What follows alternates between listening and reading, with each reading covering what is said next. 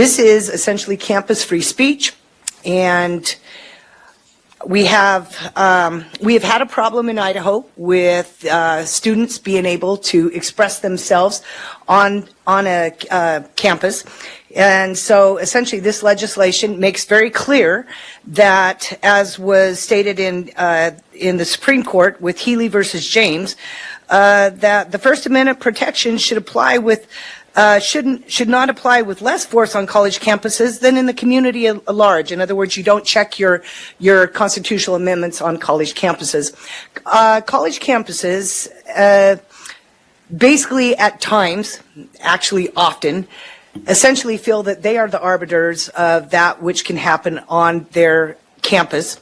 And this makes very clear that the constitutional rights continue. So this legislation eliminates speech zones and puts eliminates speech zones and limitations on where students can speak or distribute literature in the public accessible outdoor portions of a university campus. And it also prohibits schools from requiring advance permission for students to speak on campus. There still is permission where they can do that, but if I want to go to the campus and decide I want to have a revival, I can do that. Okay.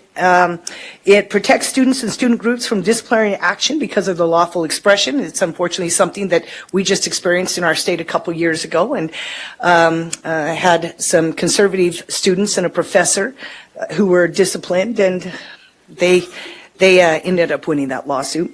Prohibits colleges from discriminating against student groups because of their religious, political, philosophical, or other beliefs, because the group limits membership or leadership to persons who share those beliefs.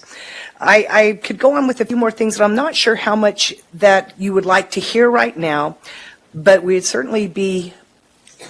love to get into that deeper, in-depth discussion. I think it's important to say that I presented a couple times. It's flown off the House floor and it's probably gotten to the Senate floor a little too late. We have worked with many groups, including when Representative Clow was the chairman and had even asked to work with FIRE, which we did. The last time I brought it with Representative John McCroskey, a Democrat, and I am going to be reaching out to see if he'll come and join me at the hearing. But this is important to a lot of us.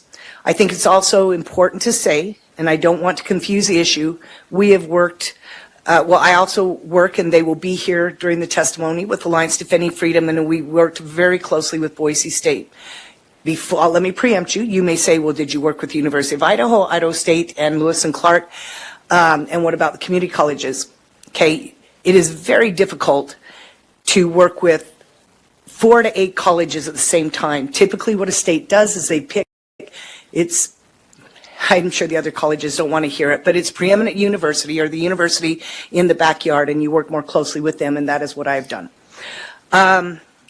So if in fact there is a desire to introduce it, we are going to make one last change at the request of Boise State. And if you would turn to page 4.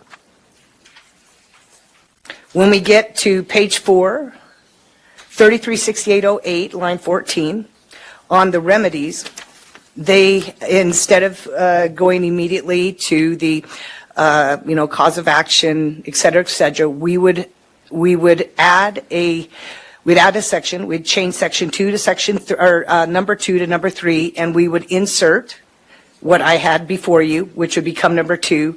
Before pursuing relief under this section, a claimant must provide prior written notice to any alleged violation to the public institution of higher education.